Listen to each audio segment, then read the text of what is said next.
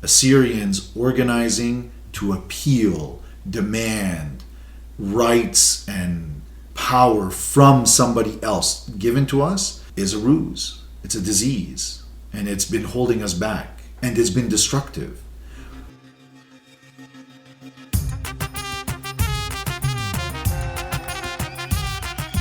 Hi friends, Adessa here. Welcome to episode 11 on the Assyrian podcast. In this week's episode, I had the pleasure of interviewing Michael Youash. Michael is a PhD candidate in political science at the University of Toronto. He is a part of the Assyrian Global Self-Governance and is the secretary for the Nineveh Plain Defense Fund.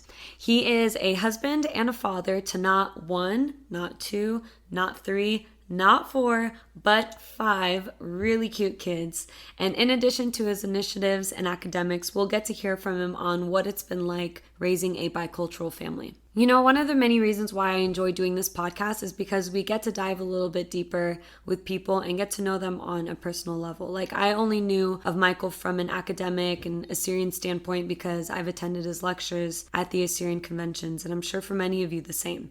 So it's cool that we get to learn more about the people we interview and ask questions that, given any other setting, might not really make sense. So I really enjoyed our talk, and I think you will too.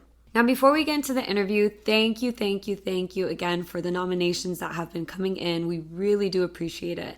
In order to streamline the process, we've added a nomination form on our website that you can find at AssyrianPodcast.com and encourage people to continue nominating others, but using that form specifically. That'll help us out a lot. And as always, the best way others can hear about the podcast is through word of mouth and recommendations. So if you find value in the Assyrian podcast, make sure that you listen, share out, rate, and review us on whichever platform you use to listen to this podcast, because it really does help. Now, without further ado, Mr. Michael Youash.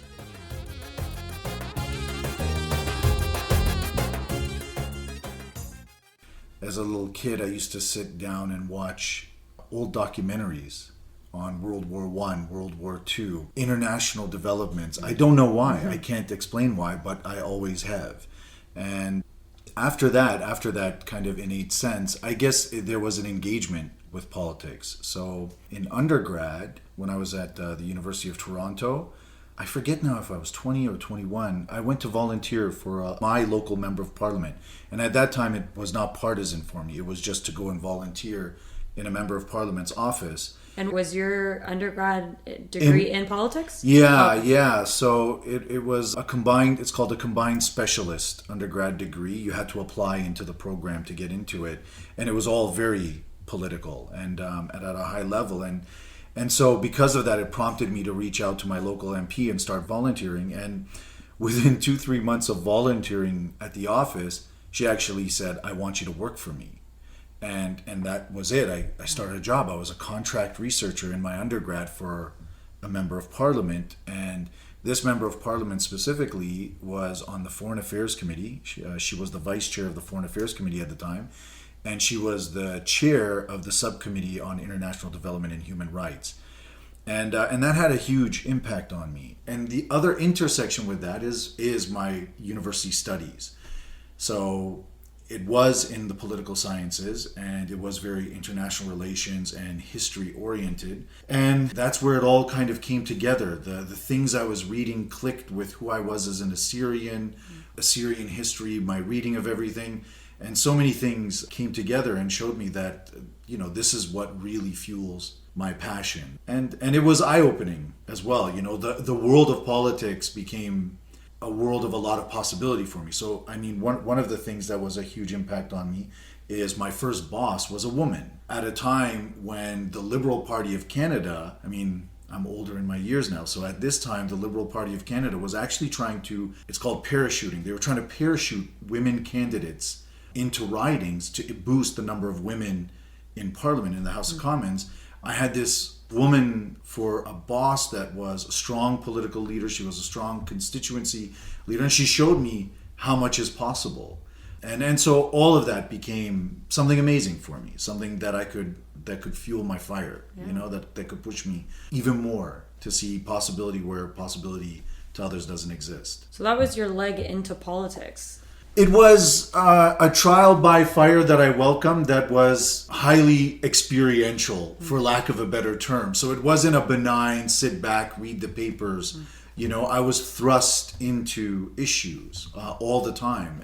And it was amazing. It was amazing. What happened after that?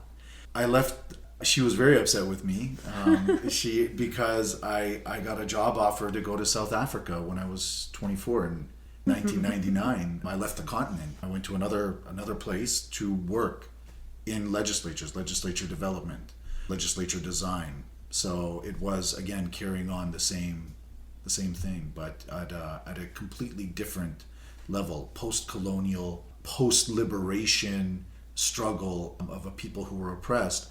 And there I was on contract with them directly. I was working as a contractor with them directly, designing their post-apartheid new democracy parliamentary systems. That was a huge leap. So from going from Canada, leaving that behind and deciding to go to South Africa, what drew you to that? I did mention that my university studies was an intersection of my Assyrianism and my interest in politics, and realization I had through world history, international relations, contemporary politics, is that the Assyrian struggle is a post-colonial, neo-imperial struggle for liberation and freedom. And in that, I've always valued the principle of solidarity. We have to be in solidarity with people who share the same struggle. Mm-hmm. And so it was no decision at all. Mm-hmm. And I got a call and somebody asked, would you go to Johannesburg? When? In 2 weeks. And I said, yes. And I ended up living there for 5 years. And I have to say that I'm not counting a window in which I came back to Canada. So I lived in South Africa for 5 years, but in the middle of that, there was a window. I came back to do my master's at the University of Toronto. And while I was doing my master's... And what was your master's on? My master's is in public policy. While I was doing my master's, God rest his soul, Melfono Ninos Aho and Afram Kumi facilitated a meeting in New York City of some Assyrian activists with Firas Jettu present, Dr. John Michael present, among others. And at that time, obviously it's 2002, 2003, we know what's going on in Iraq. And at that time I was asked, what are you prepared to do for the cause? What are you prepared to do in terms of activism? Possibly a voice in Washington, D.C. And I remember telling them, and specifically Melfono Ninos Aho, I said, if you say jump, I'll only ask how high. And then they didn't ask me to jump. Nobody asked me to jump. So I went back to South Africa to carry on with my contract there after finishing my master's. But in 2004, Afram Kumi actually... And who is Afram Kumi? For those that may not know. Afram Kumi is an Assyrian who lives in New Jersey, has various businesses, a wonderful family, a very welcoming family, very umtanaya. He facilitated this meeting. And so Afram Kumi in 2004, I want to say, made a trip all the way to South Africa. Oh, wow. and to see you? Well, he had business in South Africa. It was a business trip, but I was clearly part of the business because he came there and said, we need you to jump. And I went to the government that I was working. I went to the African National Congress. I was working for them, but through the legislature. And I said, I have to go. I mean, I had a year and a half left on my contract.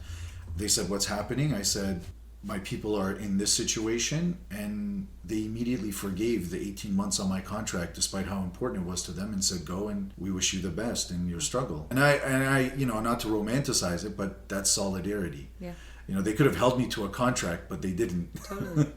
and then that's how I ended up out of South Africa and back in at least North America. So Afram asked you to jump. Afram asked on behalf of a wider group. Yeah. Yeah, that included Firas Jettu, Dr. John Michael, Melfono Ninos Aho, and others. So what happened after that? You left South Africa to then do... That's when we set up the Iraq Sustainable Democracy Project through the then Assyrian Academic Society, which was then at that time an affiliate of the Assyrian American National Federation. The Iraq Sustainable Democracy Project was not the Assyrian nation's first representation in Washington, D.C., because to my knowledge, and I'm sure online on social media I'll get corrected if I'm wrong, which would be great. But to my knowledge, the first concerted effort in Washington, D.C. was by also Alamanechle Rabbi Ivan Kakovich to set up a formal official presence in Washington, D.C., like a constant presence in Washington, D.C. But it was a massive endeavor by the Assyrian Academic Society and the people who supported it and Assyrian Americans to set up a presence. I was the project director. So I was full-time in Washington, D.C. starting in 2005. And what was the mission? It was an effort to have the appeals and the policies and the agendas of Assyrians in Iraq reach the right people in Washington, D.C. So I have to scroll back for a second, but Firas Jettu, and I'm forever indebted to him for this, in 2004, while I was still in South Africa, arranged for me to get to Assyria, Iraq, for my first time ever. And during that time, kind of the seeds were set for what's going on, what's happening, and the struggles that our people were having getting their policy agenda heard.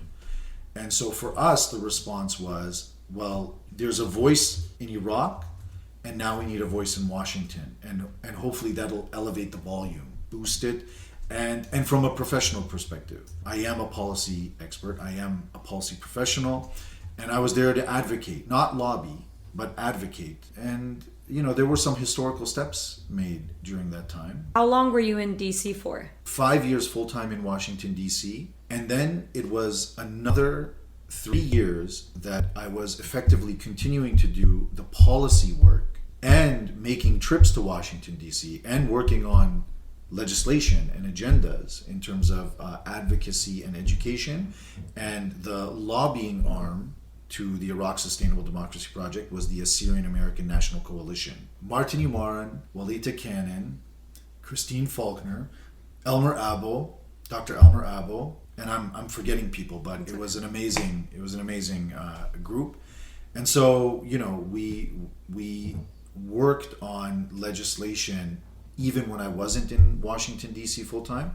For example, that's the first time that legislation got passed for Article 125 pursuant to an Inwe Plains province. That's huge. Yeah, so the first legislation, and by legislation I don't mean a resolution, a sense of Congress. I mean appropriations legislation, operational language, that it was through the Senate and it made it into the appropriations report language. It was the 2012 financial year's appropriation. It was achieved in 2011. It was the first ever real appropriations language that directive to Article 125, which is an Inwe Plains province, policing in the Nineveh Plains, and support for independent civil society organizations in terms of humanitarian relief.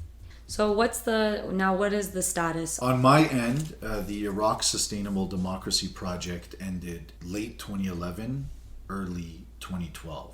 Here's how it happened. So we all know about the horrible tragedy, the Sayyidat al-Najat, the church, the All Saints' Day massacre in Baghdad at the All Saints' Day Mass. And immediately after that massacre, I was actually at the university when I got a message to get on a call with some members of Congress and the State Department. I actually had to ask, I was so embarrassed, I actually had to ask my PhD supervisor if I could use his office for a phone call with the State Department and Congress. And at that time, I was asked, what are the urgent needs? There are the obvious security humanitarian response needs that I discussed.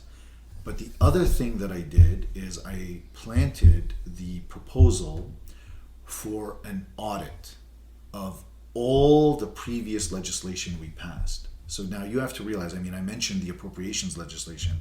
Between 2008 and 2011, we had appropriated not less than $42 million to the Nineveh Plains. Like legislation that we worked on, that our people, Assyrian Americans, worked on, secured $42 million of aid to the Nineveh Plains over those years. We had legislation on policing. We had legislation on a province, or Article 125, operationalizing Article 125 in the Iraqi constitution. So I proposed an audit. let's see what all this has done. We, over the course of late 2010 and then all of 2011, the Government Accountability Office, which is the auditors of the United States Congress, and they audit whatever Congress asked them to audit. We provided them all the evidence they needed, exactly how we were being oppressed. So, for example, the $42 million, how none of it went directly through our independent civil society organizations. Almost all of the money went through either American NGOs that had no concern for us, or it went through the people who oppress us, the Kurdistan Regional Government, for example. And the evidence was provided in Iraq, and the evidence was provided by us in Washington, D.C. And regardless, the Government Accountability Office report came out, and it completely washed it all away. It said everything was fine, and it said there are no problems, and that in fact everything is working the way it should be. That was when it completely hit me that the Assyrian question as foreign determination is one of the most destructive myths that we believe in as a nation. Once I realized that the United States Congress and our partners in Congress were willing to allow, because they have to sign off on the audit, and they had the information that we provided. I realized that once they signed off on it, and it's a mess. We still had friends in Congress, but I realized that they could do nothing either. And when that happened, I wrote to all of our partners and I wrote to all of our stakeholders, and I said, ISDP can carry on with somebody else if you still believe, but I now realize that the Assyrian question is foreign determination, meaning Assyrians organizing to appeal, demand rights and power from somebody else given to us is a ruse. It's a disease, and it's been holding us back, and it's been destructive. Over the course of all those years, we passed lots of legislation, but it did nothing on the ground. In fact, I wish I could say today that all that legislation only did nothing. Tens and tens of millions of dollars was channeled through our oppressors to further oppress us with that money, to economically suffocate us. In fact, one member of Congress at that time, I forget who, based on one of my briefings, without any prompting from me, referred to the way money was reaching our people in Iraq as a neo-apartheid system. And I was shocked when she did that because, obviously I'd started working for Assyrians in Washington, D.C., having left South Africa where they had overcome apartheid. So. Oh my gosh. After DC, then did you come back to Canada and begin pursuing your PhD at that time? Yeah. Okay. Yeah. And what did you do your PhD on? I'm trying to conclude it now, but my PhD is in political science, and my specialty is parliamentary transformation in post-conflict societies. It's legislature change, how legislatures develop, change, meet challenges in the societies that they're dealing with. So, but it's also my approach is, it's called theoretical eclecticism. So it just means that I use multiple literatures. So I've had to become a specialist in federalism theory, constitutional design theory, deliberative democratic theory, critical liberalism, identity politics. These are all literatures that I have to master in a way in order to work through the political science problems that I'm solving. Okay.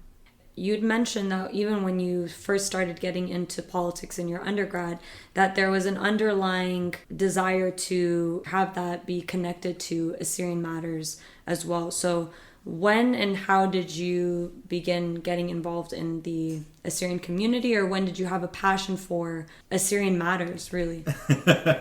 So I grew up in an Umtanaya family. And by that, I don't just mean an immediate family. I mean the wider network. So through both sides of my family, it was an interesting binary dynamic. So in my family, one side was more the political Umtanaya. And the other side was the social, cultural, educational side of Umtanayuta. I was actually immersed in the expressions of both. Obviously, because of my personal inclinations, I lean towards the political, the political expression of my Assyrianism, as opposed to all the other legitimate forms and wonderful forms of expressing your Assyrianism, whether it's in education, in culture, whatever it might be. And so that young age, and there's I will say there are some defining experiences. So in terms of involvement in the community, because I still remember my mom, I can't tell you how old I was. I just knew it was a big deal, even though I didn't understand it.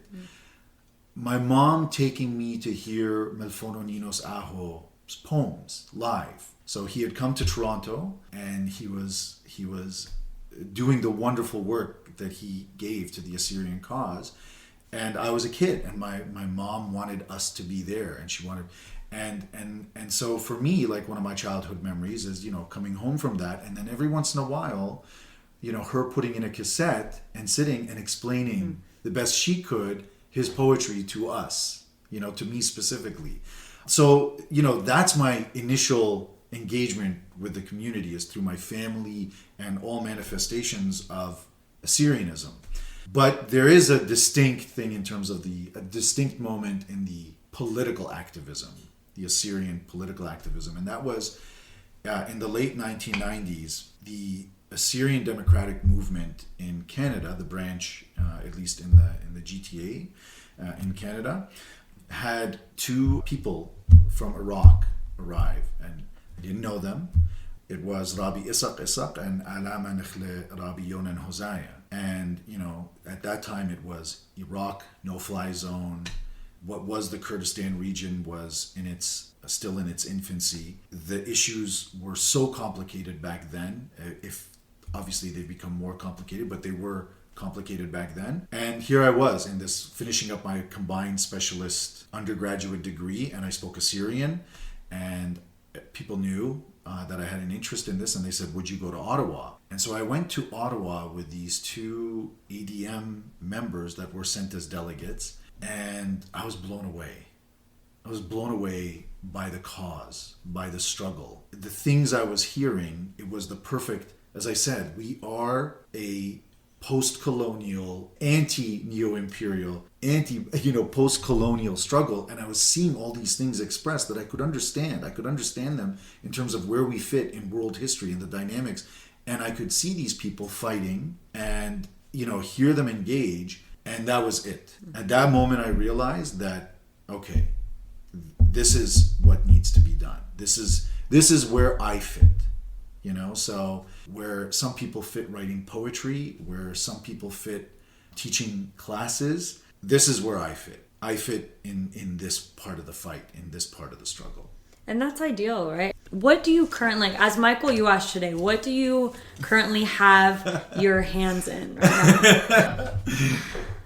I don't want to speculate here, but I suspect that no matter what answer I give, there's some people who are, if they don't take to social media, they might roll their eyes. Most of my friends say I'm overstretched and doing too many things.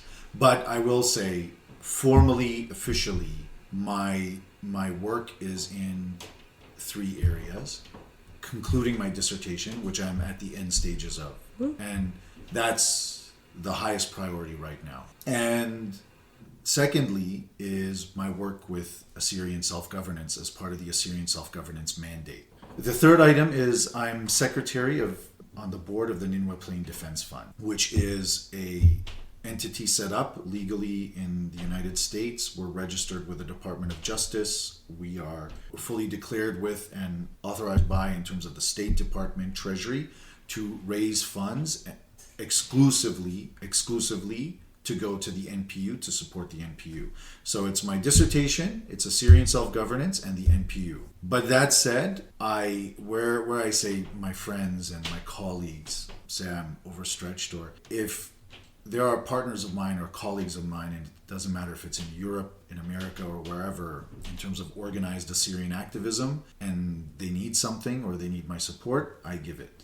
I do the best that I can to give it. So whether it's the Assyrian American National Federation, in terms of just helping or assisting with a project or something, or Assyrian Confederation of Europe, or whatever it might be, but that's more ad hoc. And with those initiatives, is that something voluntary? Is that something that is funded, that you get paid to do?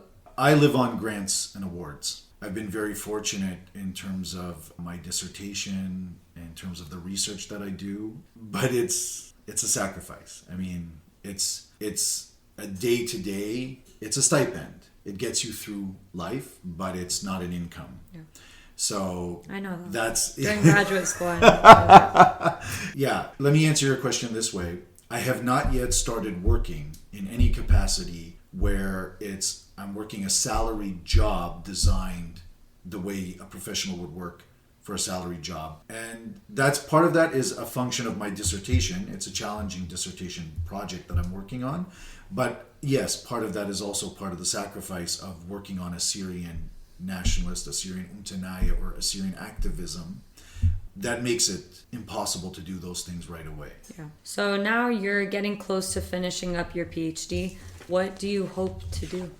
Well, my expertise and what I was doing overseas already was working with governments on design of their institutions, and I would go back to doing that.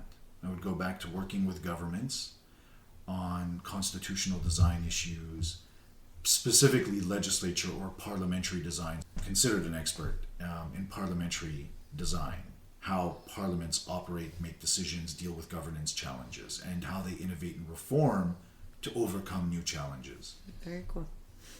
Really? Yeah, you think that's cool? I think it's very cool. I'm not trying to be self-deprecating, but honestly, like if anyone suffers from insomnia, I'll send you a paper, and within 2 pages you'll be asleep. That's what I think. But I love it. I love it. So we got a question from one of our listeners, and it was, what are the 3 biggest obstacles to achieving Assyrian global governance and 3 factors to ensure its success? So right now, in terms of where we are with the Assyrian self-governance effort, or we call it a mandate, and there's a reason why we use the word mandate, but I'll come to that in a moment. Right now, we're at the point where we have secured mandates from all the relevant federations, Assyrian federations in North America, Europe, and also local level organizations, affiliated organizations, unaffiliated organizations, various types of organizations. I'm not going to name any just because the list would be too long. And we're bringing together the conveners in the different governance fields or areas. We're coordinating to bring together the conveners. And so that's where we are right now with the Assyrian Self-Governance Mandate. So it's not out there yet. It hasn't started in that sense. But the mandate has been achieved, meaning the relevant organizational structures out there have hit a critical threshold of saying, we understand that this is important and necessary, and we're mandating these experts, these conveners in various fields to come together and start an iterative process of devising solutions to our self-governance challenges. So let me just say simply for the listeners, by the way, to keep it as simple as possible. The Assyrian self-governance effort aims to do one thing in its most simplest sense. The purpose is to develop our self-help, self-reliant capacity with the understanding that no one is going to save the Assyrian nation except the Assyrian nation. And our guiding principle, we have several guiding principles, but we can address them. They're addressed in other presentations, but the one that I would want the listeners to take away is Ganan Qaganan, Assyrians for Assyrians. And it's because no one else will be for Assyrians except us. We can't expect it, So that's kind of a segue into the obstacles. So the biggest obstacles to Assyrian self-governance, the first one is one that I've lectured on, spoken on, and I'll speak again to here, is what we call the Assyrian question as foreign determination. The Assyrian question as foreign determination is a century-old myth that has been, unfortunately, the guiding framework for Assyrian nationalist organization at the political level in diaspora, meaning since World War I, and if I can, since the Paris Peace Conference, please I hope all listeners will go to Ninwe Press and order Abraham K. Yusuf at the Paris Peace Conference, and you will see the start. You will see the start of the Assyrian question as foreign determination. It's one of our century-old legacy of organizing towards the Assyrian question as foreign determination. Of course, there were many others all at that time, from Aga Putros all the way through to Abraham K. Yusuf, but at that time, that World War I era, Assyrian nationalist organization geared transition to the Assyrian question as foreign determination. And it's hardwired into our nationalist organizing nervous system. It's hardwired into our Assyrian activism, for the Assyrian activists, that you care about your nation, you want to do something for your nation, go to Ottawa, go to Washington, go to Geneva, go to the United Nations, go to a foreign government and demand your rights. That myth that has to this day still captures the Assyrian activist imagination and perspective has existed for a century and is responsible. The outcome of 1 century of the Assyrian question as foreign determination is we're weaker, more vulnerable to our enemies, and more dispersed throughout the world through being victims of violence that we weren't prepared to endure. So the main obstacle is that people still believe in the Assyrian question as foreign determination. And no matter how much you talk about it, you can see, I've given this lecture over and over again, everybody nods and says, yeah, yes, it's true. And you show them the history of it. I mean, I'm not just dreaming this up. You show them the history of the failure of it. But in the end, let's write a letter to Congress. Let's go to Ottawa. Let's do this. Because it's hardwired into us. So we need to break that. And what the Assyrian Self-Governance Project does is it's a transition. It's a principled transition away from the Assyrian question as foreign determination to the Assyrian question as self-determination. And once you internalize that idea of the Assyrian question as self-determination, what you're doing is saying, I'm going to solve my question. No one else is going to solve my question. No one else wants to solve my question. The Assyrian question has to be solved by Assyrians, as Assyrians working for themselves, through themselves, as Ganem Kaganem. The other challenge is global coordination.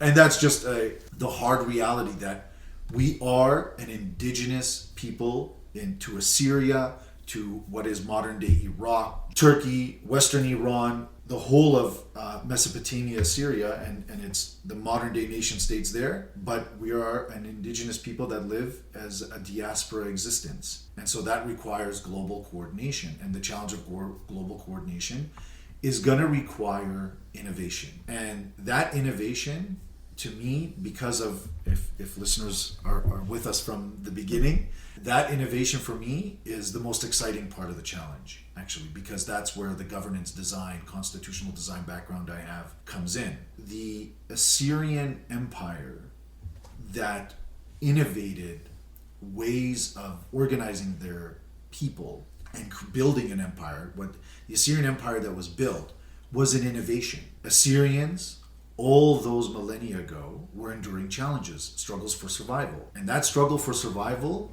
led them to innovate an empire that was so powerful, that was so strong, that its descendants still exist long after its collapse. Today, we face completely different challenges, including this global challenge. And we will, not maybe, not possibly, we will, because we're Assyrians, we will innovate solutions to this. And we will develop a governance structure for ourselves globally that ensures our survival in perpetuity. Just like our ancestors innovated social, societal, governmental solutions to build an empire, we will innovate solutions that ensure our existence wherever we are in concentration in perpetuity.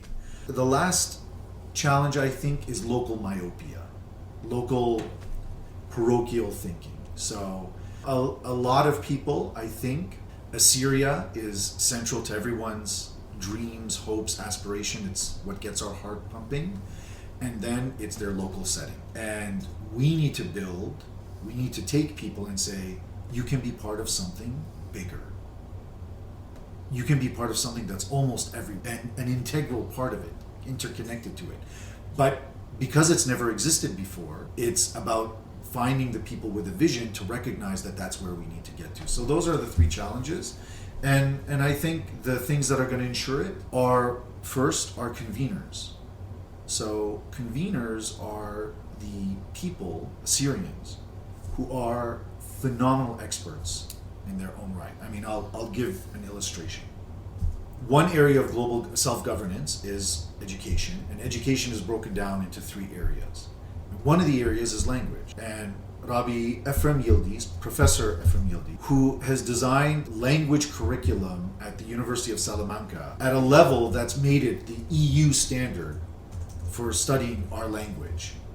he's the convener for language, and he's going to pull together the best Assyrian language experts that we have, and they will devise an education language curriculum that will become global through mandating organizations. That human ingenuity, that human capital we have is central to our success. And that's why I'm so confident, is because we have it. We Assyrians have the capacity to solve their problems. We are not lacking for the human capital, human ingenuity. The other thing to ensure its success is support. But I will just summarize support by saying getting the support means overcoming the obstacles getting people, so simply, getting support for Assyrian self-governance, because we develop free Assyrians who understand the shift away from the Assyrian question as foreign determination to the Assyrian question as self-determination. And then the third part to ensuring its success, I will shift away from these kind of details to the bigger principled level, is the centrality of our Assyrian identity. And here, let me say, Assyrian identity in its absolute unifying, secular, transcendent sense, meaning it moves away from a sectarianizing tendency that develops in terms of seeing your Assyrianism through different religious institutions.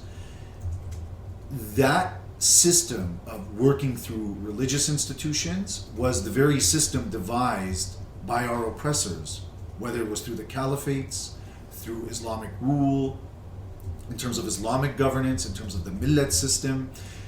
That is absolutely a threat to our existence. And so to ensure the success of Assyrian self-governance, Assyrian is central. And Assyrian in its unifying secular sense that transcends all and therefore encompasses all. It's all unifying, it's all encompassing.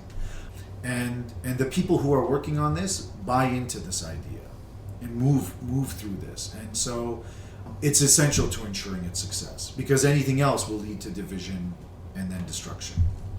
I love the idea of for us, by us. How do Assyrians, without lobbying, without going to DC, Ottawa, Geneva, how do they then create a future for themselves? A state that we can call our own, without those avenues? So I can only partially answer this question, and I'm not copping out. It's a great question.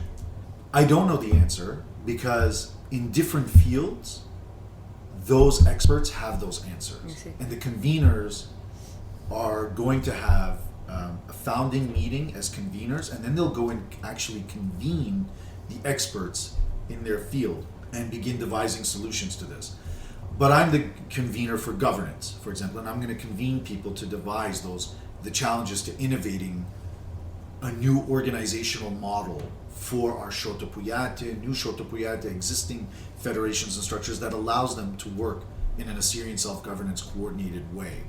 So I can't answer all those questions, but I can answer it in general terms, in principle terms. So in terms of Ghanan Qigana, what you can do, if you have $10, $100, $1,000, whatever it is that's your level to donate, to work with. And here I'm talking to individuals, and I'm talking to organizations. Whatever the organization is, Shotapuyate.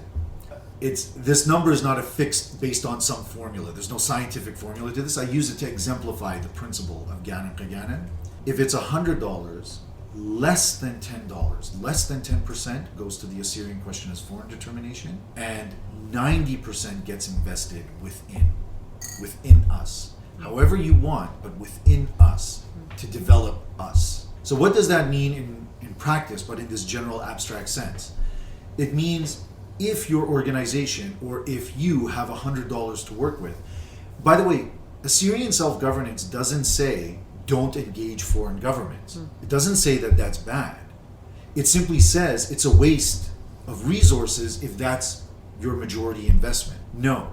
It also says it's pointless because you are powerless and going to these people without power. What Assyrian self-governance will do is grow our power and make us partners, so that while we keep a line open to these foreign governments, At some point, because we've empowered ourselves, the discussion takes on a completely different tone. You're no longer begging for your rights. You're now negotiating. We have engaged in the Assyrian question as foreign determination with empty hands and empty pockets. Truly, empty hands and empty pockets. And I want, the people to know, everyone to know, I did this for years of my life. This was my organizing model too, and I had to learn the hard lesson. And I hope people can learn from it so they don't have to repeat. The whole goal is that nobody repeats my mistake and our mistakes. It's to learn from history, learn from experience. So the way you can start moving and living towards Assyrian self-governance and Ganam Peganet is to, now that's the abstract answer. Of course, we will be organizing and setting up and then moving towards implementation. And at that point, it'll become clear in communities where it's happening, what it means in your Shotapuyate, in your federations, in your local associations, and if they don't exist, where we'll be establishing them, right? But I want people to understand the principle of what it means in guiding your life is we need to start investing in ourselves. In every way. And the majority of that investment needs to always be towards the Assyrian question as self-determination. I can use, if you allow me, one small example. It's a modest example, exactly, but again, it's principled, but it's active. So, Martin Umaran, the president of the Assyrian American National Federation, at the last convention, gave a very short presentation, and in one of his slides, he listed the revenue from the previous convention, and then what he's done with the revenue that they had. I'm not gonna, the presentation's online, I'm not gonna quote any numbers or get into the details, but I want to show the principle.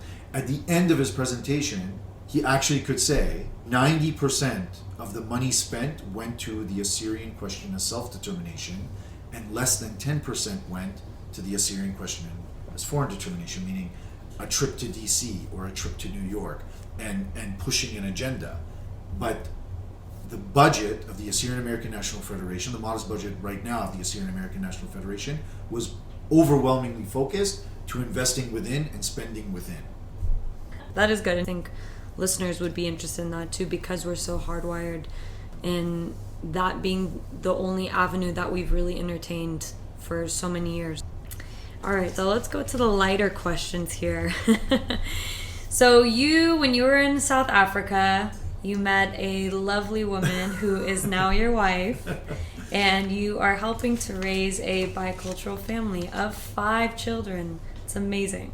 So what have been the ups? What have been the challenges? This might sound weird.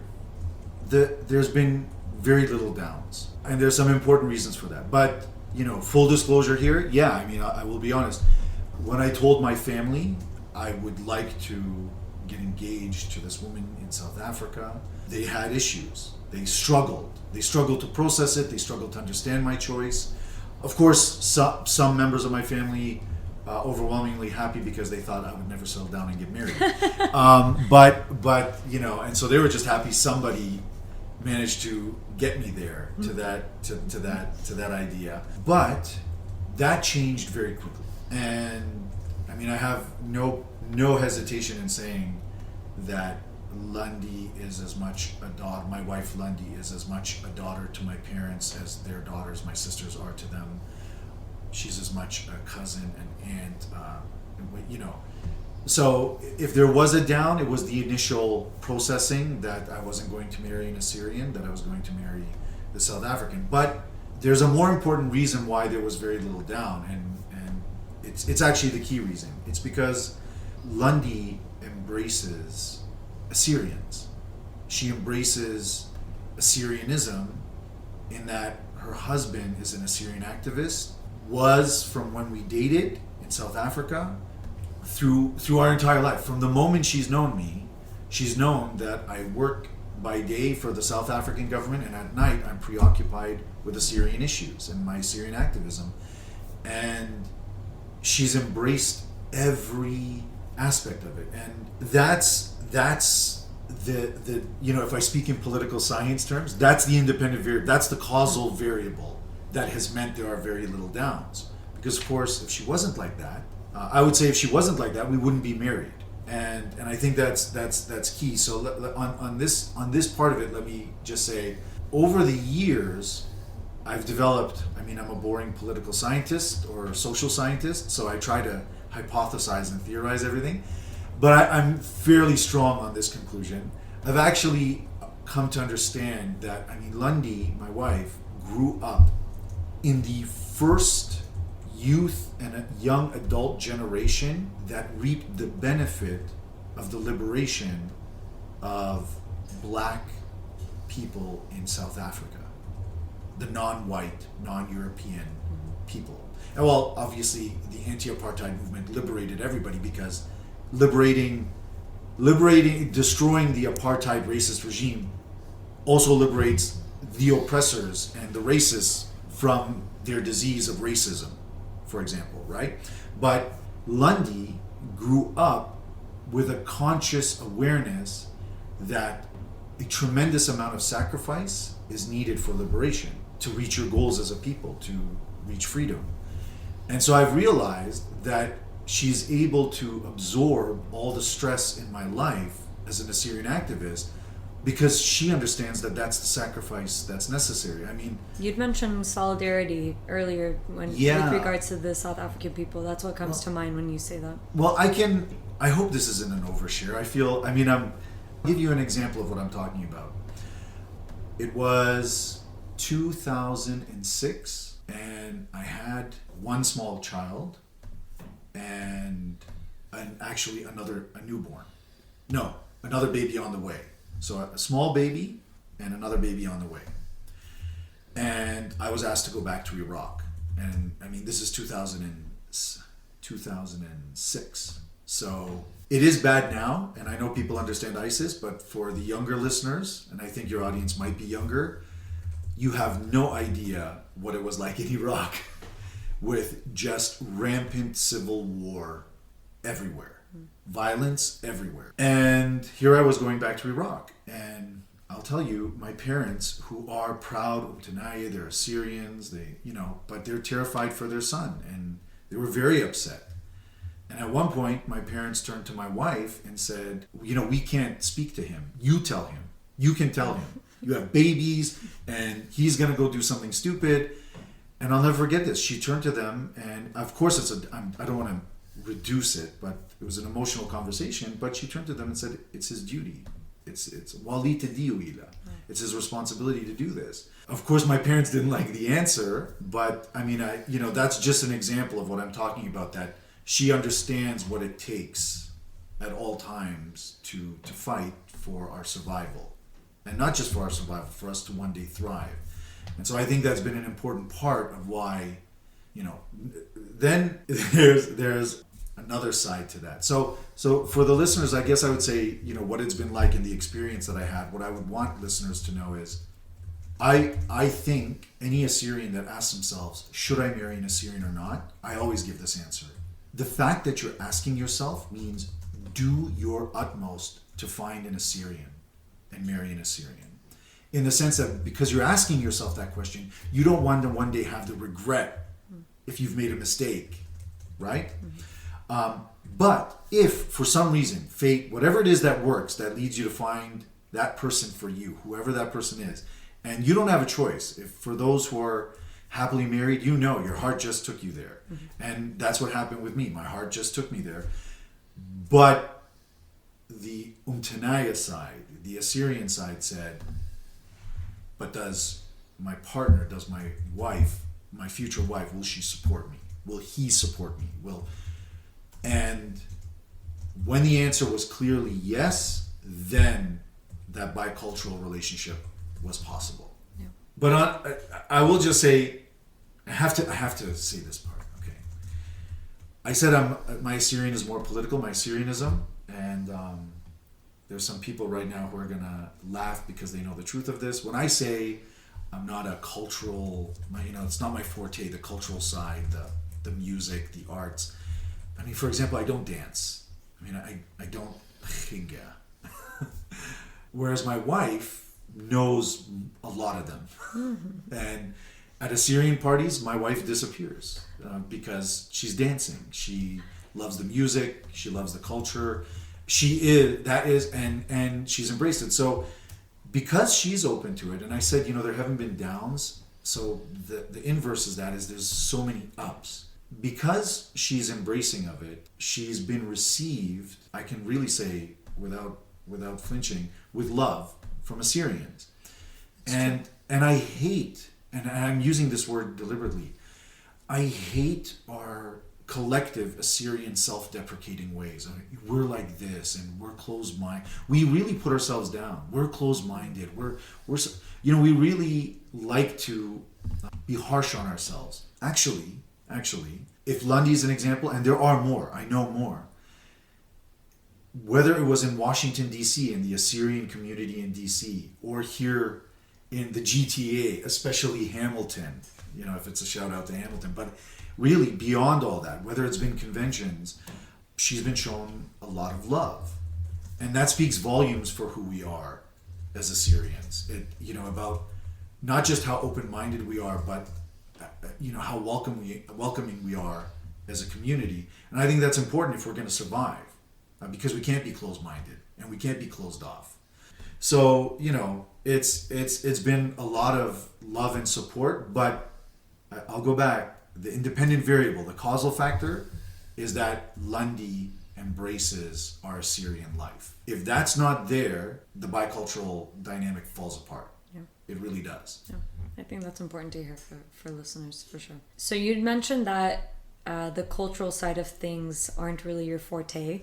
Do you instill Assyrianism in your kids? Let me transition answering to this by addressing some of the anecdotal ups, the things that are happy, but they explain what I do in terms of my Assyrianism with my kids and instilling it in them. The ups, the little things that are just, to me, small miracles, is my kids, 3 of them are in the Assyrian language class, run by some amazing Assyrians in Hamilton. And, I have to say, Asha Sorishu, Deno Sorishu, and their parents. And then, of course, all the young students who work there voluntarily, I understand, as teachers. And then Gabriel having a test a couple of years ago. And instinctively, on every page of the test, he needs to write Gabriel. And he wrote it in Assyrian. I don't know what made him do that. I have no idea what made him do that. And his teacher sent the test back saying, what is this? His regular school that he goes to. Yeah. Oh. So sorry. So here he is at his regular school, and he has a science test.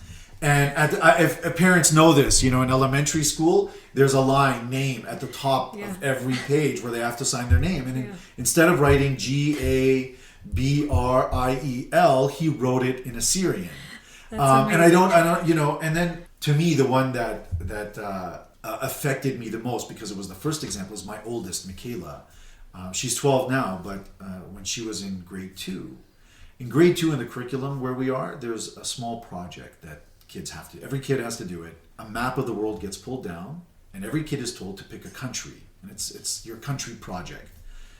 And of course, quite naturally, most kids from different cultures that have nation states, or peoples that have nation states, are going to go there. And here's this 7-year-old in grade 2, and she tells her teacher that she wants to do Assyria. And the teacher says, there is no Assyria. And then she argued with the teacher and said, yeah, but I'm Assyrian and I want to do Assyria. And the teacher said, where is it? And she pointed to the Middle East. She pointed to the countries of the Middle East. And she said, that's Assyria, but people stole it from us. And based on her arguing with her teacher, or let me say negotiating with her teacher said, go ahead and do it. Like, how could she say no? And so she pursued this project, and it was amazing. And at the Assyrian school here in Hamilton, I don't know exactly what was taught and what documentary was shown, but one day my daughter Marion comes and says, I want to do a picture of the Hanging Gardens, and just to see them. So she's got this canvas and she's traced everything and she's ready to paint. She's painting the Hanging Gardens. And, these are the ups. And so those ups, as, the little things, speak to how I try to instill the Assyrianism. And I think the main thing that I do is, and I think it would be fair to disagree with this, right? I mean, I can't guarantee it's the recipe or it's the way to work. I'm certainly not. But it's what I do is I try to show them that our struggle is a struggle for survival. And obviously, I don't try to shock them with the nightmarish issues that we deal with. But I do make it clear to them that for a long time now we have struggled to survive, and the struggle is getting harder. But because it's a struggle to survive, survival is through sacrifice. And so I try to show them every type of sacrifice that Assyrian activists are making on every level. So I show them the NPU, the Nineveh Plains Protection Units. I say, look at these young people in the face of the most terrifying, most powerful forces surrounding them are taking a principled stand. That's a sacrifice. But your teacher in a Syrian class, that high school kid who's taking the bulk of their Sunday afternoon to sit with you and teach you Assyrian, that's a sacrifice. This is all struggle to survival. Every form of it is a struggle for survival. I make them understand that my own sacrifices, again, I hope this isn't an overshare, and I don't want anyone listening to this to think that I'm saying this in any way that I'm making any kind of ultimate sacrifice, because I'm not. Of course, I could always do more, but I do show my kids that, why am I so busy? Why are there sacrifices in my time with them? Of course, I avoid being a negligent dad, but there are sacrifices in time. It's a sacrifice for our cause for survival. It's a financial sacrifice. Why can't we have big family vacations? Why can't we just go to Disneyland in Florida? Well, we can't because I do these other things. These are all part of our sacrifice. Why can't we live in a bigger home? Why can't every kid have their own bedroom? These are, parents will understand. These are things your kids ask, right? They're not horrible people for asking these questions. It's very natural. You know what? You can't right now because we're making certain sacrifices. It's, if I can say, right now, Edessa, you're making sacrifices. You're taking away from some things you could be doing to do things like this. Wonderful program, the Assyrian podcast series. But I know you do so much more. But of course, I'm more familiar with your husband, Asher Surishu, who makes so many sacrifices. And he has a business. If he just focused on his business, of course, his business would be better for it. Now, he's got an amazing business. But some of his time gets taken away from that. It's a sacrifice. It's a trade-off. But he's willing to make it. And so I see him at the school on Sundays. Rabbi Asher. My kids only know him as the Rabbi Asher. I let them know that that's a sacrifice that they have to appreciate. And then, we did for the first time manage to take a big family trip to California. And when we got to California, we went to A&B TV. And Nino's Turnian took them around, showed them A&B TV. And I said, look at all this. This is a sacrifice, right? This is somebody making their sacrifice. Of course, we know he makes so many other sacrifices, but the point is, I show them that we struggle to survive and that the only way we're still surviving is because people make sacrifices. I try not to be too negative, and I don't want the listeners to think of this in only this kind of, I could understand if somebody says, wow, that's so depressing. It's not. To me, it's beautiful, by the way. I hope people realize that that's the beauty of it. It's what keeps us all going, is seeing everyone making sacrifices around us. But I will say, this is quirky, or let me say, I hope people don't think I'm totally nuts for this, but here I am, a new dad, and kids are transitioning, toddlers. Their vocabulary is growing, and that's really when I started thinking to myself, how do I do this? How do I, when they were infants, they were wearing Christine Faulkner's, onesies. They don't understand that their onesie carries Assyrianism. They can't comprehend that. So here they are at their age where they're comprehending things. I'm asking myself what to do. And so I got desperate. And so there was a period of years where I would read them Disney stories. The short Disney stories, princesses, princes, fantasy, whatever. And because they couldn't read, I maligned all the stories and converted all of them into Assyrian Utanaya stories. So for several years, they would open every Disney storybook with a line, and they were convinced, because of me, that this is how it started.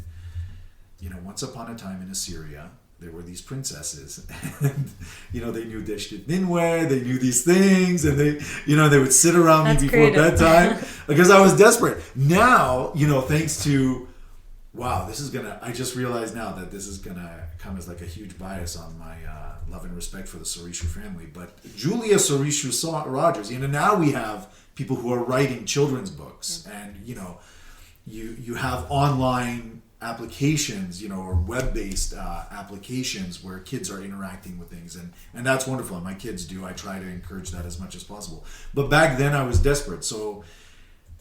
What I wasn't prepared for is that the minute they started reading, one day Michaela came up, put a Disney book in front of me and said, "This doesn't say Assyria." But at least I made my point. It's like her not discovering that the tooth fairy doesn't exist. She's like, wait a second. She was traumatized.